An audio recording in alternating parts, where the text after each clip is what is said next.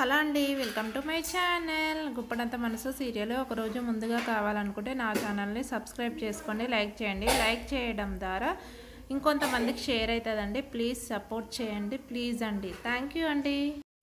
Saturday ఎపిసోడ్లోనే అయితే రిషి వసుధరని అయితే బయటికి వెళ్తాడు కదా, అప్పుడు శైలేంద్ర అడుగుతూ ఉంటాడు కదండి ఎక్కడికి వెళ్ళావని. అప్పుడైతే నన్ను కాపాడిన వ్యక్తి దగ్గరికి తీసుకెళ్ళాను అని చెప్తూ ఉంటాడు కదా. అప్పుడైతే శైలేంద్రని అయితే నన్ను కూడా తీసుకెళ్లేది ఉంటివి అని అంటూ ఉంటాడు ఈరోజు అయితే ఎపిసోడ్లో. ఏంటన్నయ్య మీరు వచ్చారు ఇక్కడికి అని అడుగుతాడు రిషి సార్. అయితే ఏం లేదు రిషి అని అంటూ ఉంటాడు. ఏదో అని సెటర్లు వేస్తూ ఉంటాడండి.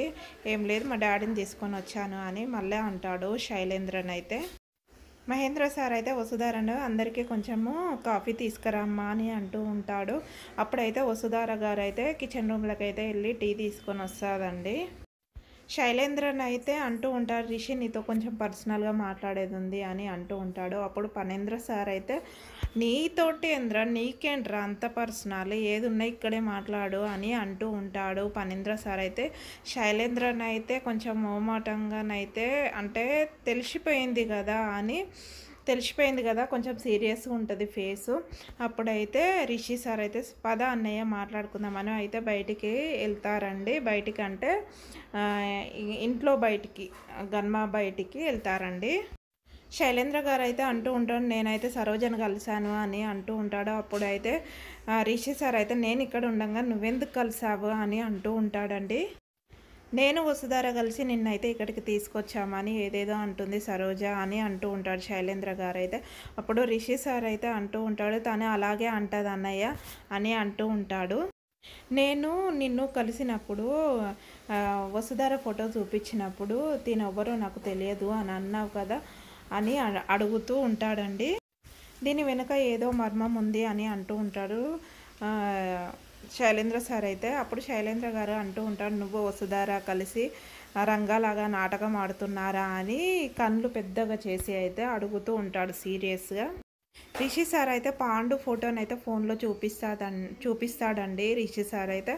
అప్పుడైతే నా ప్రాణాలు తీస్తుంటే తనను అడ్డు పెట్టుకొని నా ప్రాణాలు అయితే కాపాడుతూ ఉంటుంది అని అంటూ ఉంటాడు. అప్పుడైతే శైలేంద్ర సార్ అయితే మనసులో అనుకుంటాడు పాండుగా నువ్వు ఎవరి కంట్లో పడొద్దు అని చెప్పాను కదరా అని మనసులో అనుకుంటూ ఉంటాడు శైలేంద్ర సారు.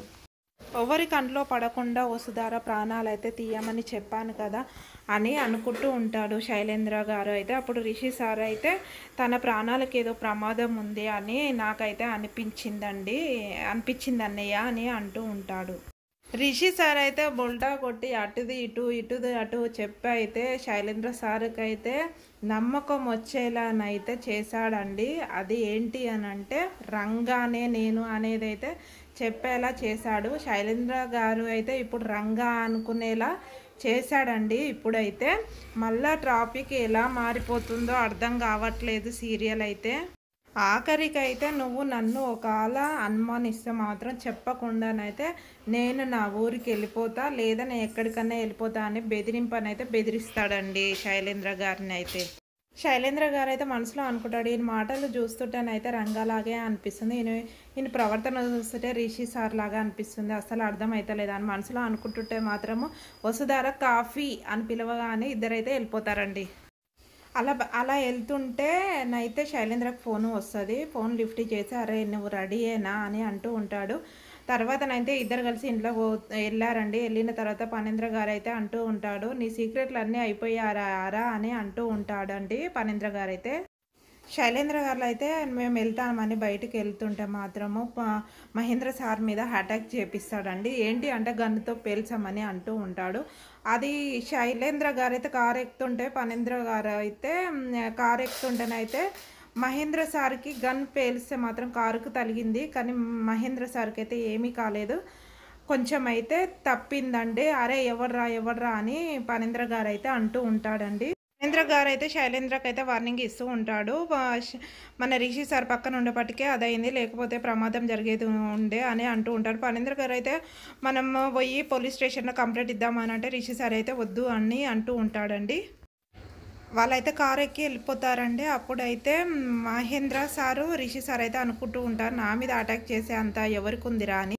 నన్ను చంపితే వాళ్ళకేమొస్తుంది రిషి అని అనుకుంటూ ఉంటాడు. అప్పుడు రిషి సార్ అయితే నువ్వు భయపడకండి డాడీ నేను ఉన్నాను అని అధైర్యపడకండి అని అంటూ ఉంటాడు. అప్పుడైతే వసుధారనైతే వెళ్తూ ఉంటే వసుధార నువ్వు ఎక్కడికి వెళ్తున్నావు అని అంటూ ఉంటాడు. అంటూ ఉంటే తను ఎక్కడికి వెళ్తుంది అని మహేంద్ర సార్ అయితే అంటూ ఉంటాడు.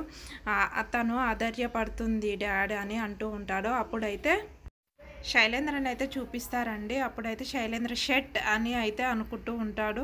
అసలు రిషియా రంగానా అని అనుకుంటూ ఉంటాడు. సరోజకు అయితే ఫోన్ చేస్తాను. సరోజకు ఫోన్ చేస్తూ ఉంటాడండి. ఫోన్ చేసి ఉన్నది లేనిది అయితే వసుధార మీదనైతే వసుధార రిషి సార్ మీదనైతే చెప్తాడండి. మీ వసుధారనైతే ట్రాప్ చేస్తుంది అని అంటూ ఉంటాడు. ఆ తర్వాతనైతే వసుధారనైతే మను గారిని అయితే కలుస్తుందండి.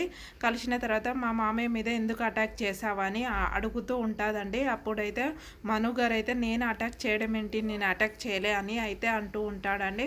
వసుధారనైతే నువ్వు అటాక్ చేయకపోతే ఇంకోరు అటాక్ చేస్తారు అని అయితే చాలా సీరియస్గానైతే అడుగుతూ ఉంటుందండి. నేను అటాక్ చేయలేదు అని మను గారు అయితే అంటూ ఉంటాడు. అసలు అయితే నువ్వు అటాక్ చేయకపోతే ఎవరు అటాక్ చేస్తారని అని అడుగుతూ ఉంటుంది వసుధారని అయితే. అప్పుడైతే అతను నా తండ్రి నేను ఎందుకు అటాక్ చేస్తాను మేడం అని అయితే అంటూ ఉంటాడు. అంతటితో అయితే ఎపిసోడ్ అయిపోయిందండి. నా వీడియో నచ్చినట్టయితే like share subscribe please support చేయండి. ఓకేనండి, బాయ్ అండి.